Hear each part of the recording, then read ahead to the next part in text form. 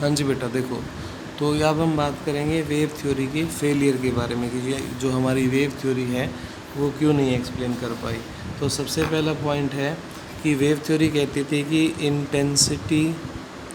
Intensity dominance होगा यहाँ पे, ठीक है ना। वेव थ्योरी क्या कहती थी कि इंटेंसिटी डोमिनेंस होगा, क्योंकि देखो वेव थ्योरी का कॉन्सेप्ट क्या था कि ये मेटल प्लेट है और इसके ऊपर आप वेव इंसिडेंस करा रहे हो, तो ये जो वेव फ्रंट आएगा यहाँ पर, और ये वेव फ्रंट आने के बाद मेटल के अंदर जितने भी आपके पास एटम्स हैं मेटल के पास, उन सब के पास ये वेव की एनर्जी इक्वली यूनिफॉर्मली डिस्ट्रीब्यूट हो जाएगी, ठीक है ना।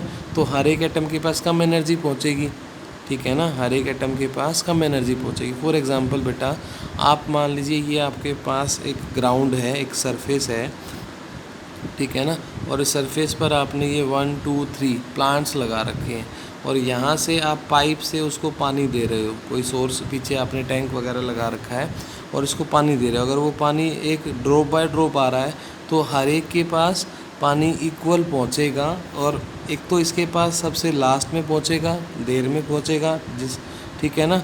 और अगर मैं ये कहूँ कि वाटर लेवल 1 सेंटीमीटर राइज़ हुआ है तो वो सबका 1 सेंटीमीटर राइज़ होगा, ठीक है ना। और तभी आप ये कह सकते हैं कि काफ़ी स्लो प्रोसेस है।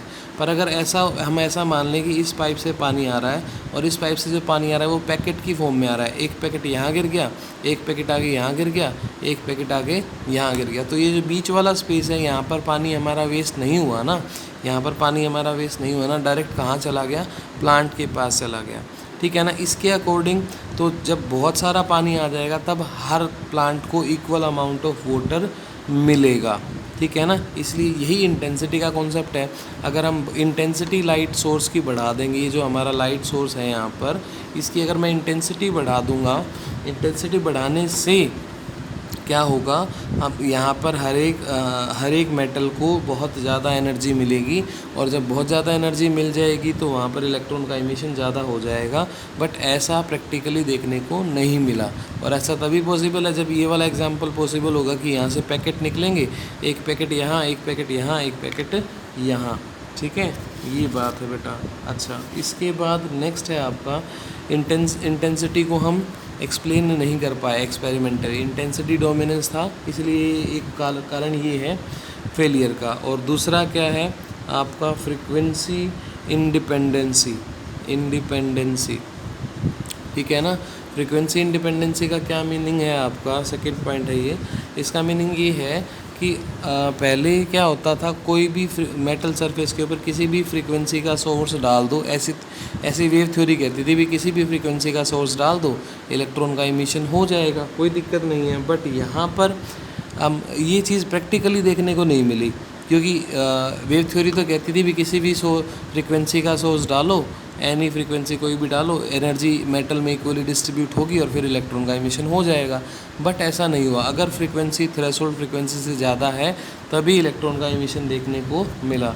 तो एक ये आपका फेलियर है इसका। और तीसरा कारण ये है कि वेव थ्योरी के अकॉर्डिंग ये था भाई, कोई भी सोर्स आप सोर्स ऑफ एनर्जी इस पर डाल रहे हो, वो एनर्जी यूनिफॉर्मली डिस्ट्रीब्यूट हो रही है, यूनिफॉर्मली डिस्ट्रीब्यूट होगी, हर एक मेटल के पास, हर एक एटम के पास इक्वल एनर्जी जाएगी, और इक्वल एनर्जी जाएगी तो उसको टाइम लगेगा डिस्ट्रीब्यूट होने में, ठीक है ना। यानी ये टाइम टेकिंग प्रोसेस होने वाला है। पर ये तो ऐसे चुटकी बजाए उससे भी फास्ट हो गया, 10⁻⁻⁹ सेकेंड में हो रहा है।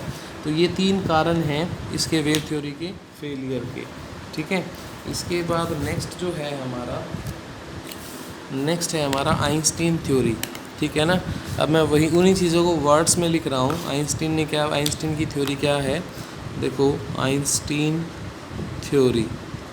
थ्योरी ये कहती है कि 2 पार्टिकल्स का इंटरेक्शन होगा। क्या बोला, मैं कंक्लूजन बता रहा हूँ, 2 पार्टिकल का इंटरेक्शन होगा, वो 2 पार्टिकल कौन कौन से होंगे, एक तो फोटोन होगा और एक क्या होगा आपका, इलेक्ट्रॉन होगा, ठीक है ना। और यहाँ पर इसने बोला कि वर्क फंक्शन भी होगा, ठीक है ना, वर्क फंक्शन, ठीक है ना। यानी हमें कुछ मिनिमम एनर्जी चाहिए, ठीक है ना, उसके बिना आप ये कहें कि किसी भी फ्रीक्वेंसी का सोर्स डाल दें वो पॉसिबल नहीं है। बिना एक मिनिमम एनर्जी तो हमें चाहिए ही चाहिए, यानी इसने वर्क फंक्शन को भी एक्सप्लेन किया, ठीक है ना। उसके बाद यहाँ पर जो इंटरेक्शन होगी वो 1 to 1 होगी, 1 to 1 इंटरेक्शन होगी। ऐसा नहीं कि सारी एनर्जी डिस्ट्रीब्यूट हो जाएगी, यहाँ पर 1 to 1 इंटरेक्शन होगा। एक फोटोन एक इलेक्ट्रॉन के साथ इंटरेक्ट करेगा। अगर नंबर ऑफ़ फोटोन्स बढ़ गए, अब फोर्थ पॉइंट में आता हूँ मैं, चलो इसी को वहीं बताऊँगा कि h nu is equal to phi naught plus kinetic energy, यानी फोटोन की एनर्जी दो पार्ट्स में डिवाइड होगी, एक उसको निकालने में और दूसरा उसको काइनेटिक एनर्जी प्रोवाइड करने में। और इसी का एक को पॉइंट है, इसी का को पॉइंट क्या है कि अगर आपने नंबर ऑफ़ फोटोन्स बढ़ाए हैं, नंबर ऑफ़ फोटोन्स आपने बढ़ा दिए, तो आपके पास 1 to 1 इंटरेक्शन जो है ना वो बढ़ जाएगा। पर 1 to 1 इंटरेक्शन बढ़ने से ये बिल्कुल नहीं होगा कि काइनेटिक एनर्जी बढ़ जाएगी। 1 to 1 इंटरेक्शन बढ़ने से सिर्फ आपका फ़ोटो करंट बढ़ेगा, ठीक है ना। क्या बढ़ेगा? फ़ोटो करंट बढ़ेगा, ठीक है ना। और फिफ्थ पॉइंट क्या है इसका, दिख रहा होगा आपको। फिफ्थ पॉइंट ये है बेटा कि अगर ऐसा है H nu is greater than 5, तो ओनली 1%, ओनली 1%, देखो मैं पहले भी बता चुका हूँ क्या कि अगर फोटोन की एनर्जी वर्क फंक्शन से ज़्यादा है तो कोई ज़रूरी नहीं है इलेक्ट्रॉन का इमिशन होगा, सिर्फ 1% ही इमिशन होगा। क्यों?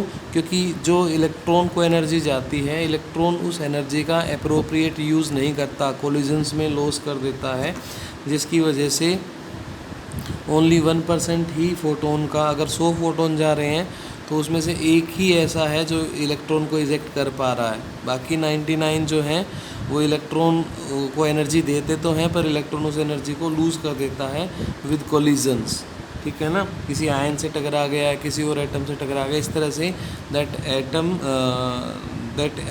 Electron loses it's energy.